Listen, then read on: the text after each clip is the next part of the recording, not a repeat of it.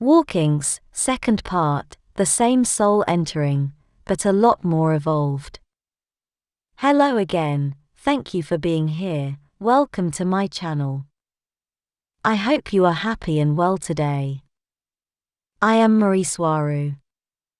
I'm continuing from where I left off in the first part of this video about walkings. Although there will always be exceptions to any rule, the universe at large is not classifiable, because the mere fact that when a consciousness, whoever or whatever is holding it, thinks about something, then it has to be real somewhere, or in some plane of existence, or else the thought itself wouldn't be possible.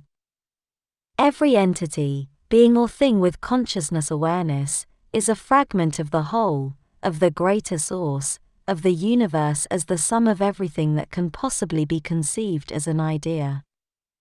From my point of view, no thought, no idea is ever created by us, nor by any conscious creature or entity. All thoughts and ideas are being channeled into the material realms through the biological body, by the soul inhabiting it, and working through its complex DNA, as a crystalline array of etheric antennas. Consciousness and self-awareness are indestructible, nothing that can be done to the physical body can destroy it, and it survives everything, even if the body does not. Even psychological damage, or trauma, is seen from a different angle, with another interpretation, from the perspective of the afterlife, as I described in my video. Same events, different meanings, material side and spirit side. It is not possible to trap a soul as it isn't something to be held in captivity, because you cannot imprison the universe itself. The soul is not a thing, and even though I've used this for descriptive purposes only in other videos, it isn't even a signal from source, as a soul is the universe itself having a thought, therefore it is omnipresent, existing everywhere simultaneously, the same way you can understand that the universe as such, and by definition, is everything and everywhere. In this case I am using the word universe as a synonym for source, but with a slight angle as seen from the side of the physical. Seen from this more expanded point of view, what I simply mean is that ultimately we are all one, and the limits between one being and the next are only ideas in the greater mind of source, thoughts that are necessary to create the game of life, with all its rules and challenges. A soul is a thought, an idea, and an attachment in the greater mind of source. But what does all this I just said have to do with walkings? When a person having a physical experience on Earth goes through a strong and meaningful enough transformation in its consciousness and awareness, when an individual has a strong change in perception of how he or she sees and perceives the world, and existence itself, through a profound spiritual awakening, or however you want to call it, that in itself is a strong indication of a walk-in soul having replaced the walk-out, the original soul. Souls are ideas in the greater mind of source as I said above, therefore, a profound and complete change in ideas in a person is also a change of soul, a soul swap. One set of ideas is being replaced by another set of ideas, one soul for another. A strong spiritual awakening, strong enough to be profoundly life-changing, is arguably an example of the walk-in phenomena.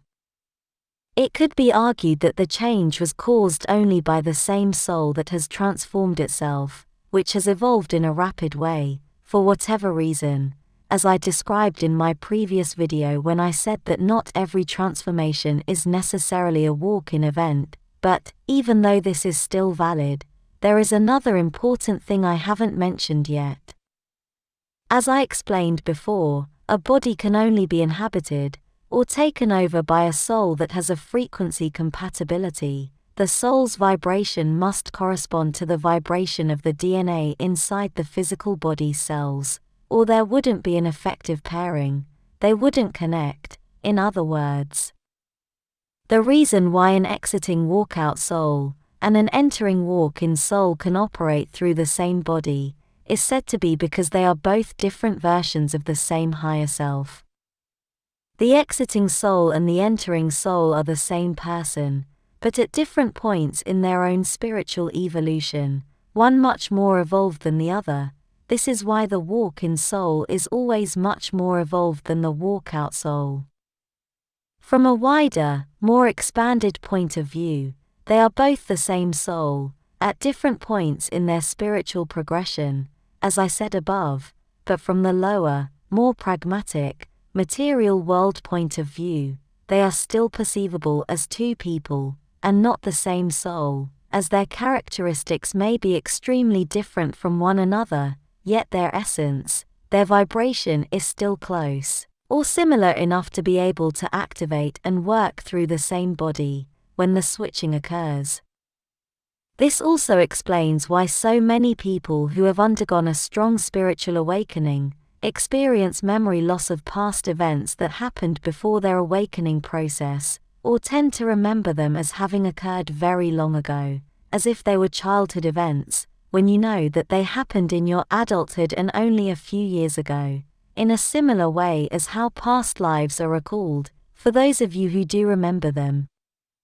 For the entering walk-in soul, the walk-out soul is literally its past life, or one of its lesser evolved past lives.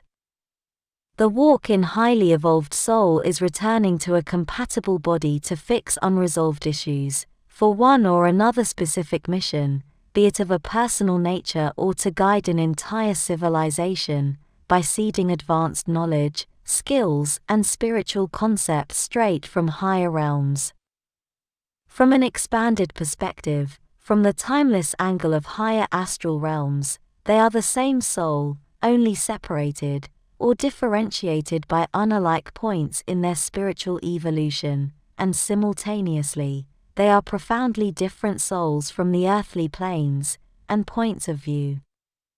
This is why apparently there are no cases of walkings occurring in childhood, or in early adolescence, as they almost always occur in adulthood, although there is no way to know this for certain. But there is a lot of logic to this, as a more expanded soul, or version of the same person, would not be interested in reliving all childhood experiences, wanting to directly and efficiently start working on their mission in an adult body, without having to waste time and energy being a child again. They would be interested in entering that body, exchanging places with its lesser evolved version of itself, not only to fulfill a mission on Earth, as it is widely said to be the case, but also to put in order, to correct, the chaotic life of the walkout soul, who no longer can tolerate or face the challenges of its life. When an individual has spiraled down in life, suffering tragedy after tragedy, and a seemingly endless stream of unsurmountable challenges, it is easy to fall into despair and severe depression, entering a strong dark night of the soul, which almost always, if not always, includes ruminating suicide, serious desires to end his or her own life, and it may even include serious attempts, which may lead to a near-death experience, propitiating a walk-in. When someone suffers a lot in life, and everything seems to be against him or her, to a severely devastating degree, an individual can reach rock bottom, a place where either suicide is achieved, or the individual must pull him or herself back together.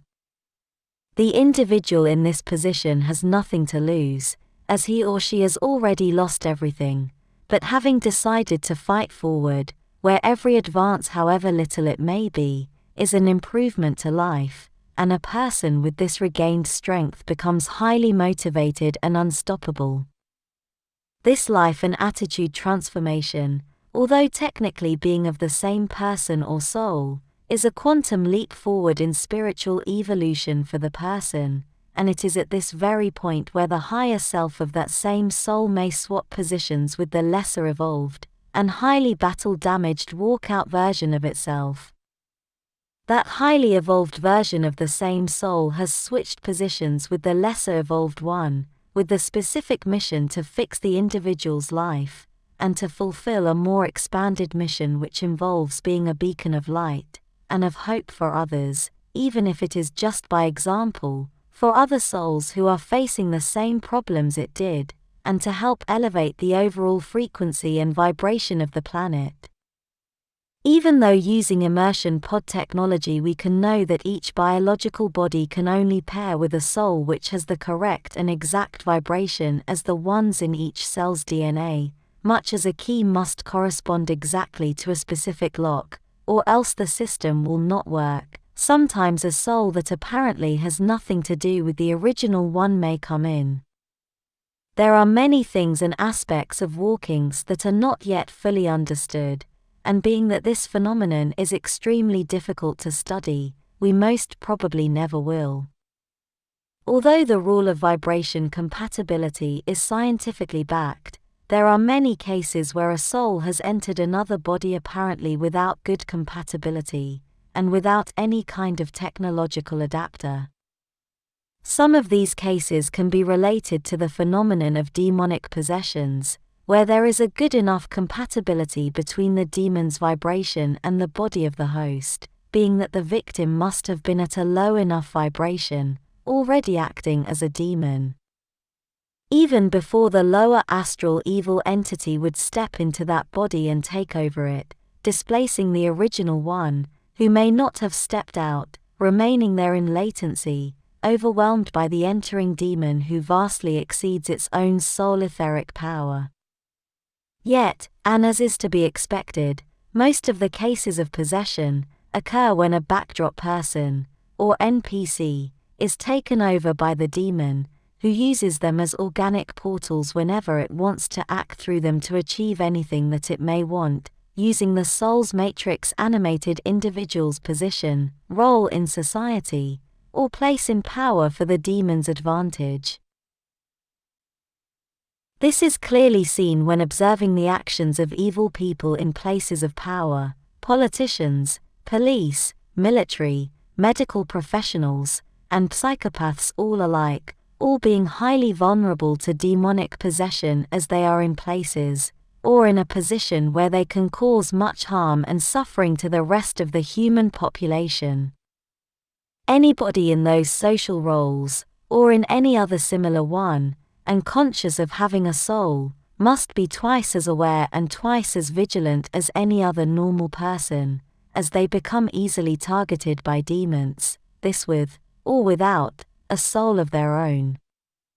Here the term organic portal would fit in perfectly, as that is exactly what empty backdrop, NPC people are.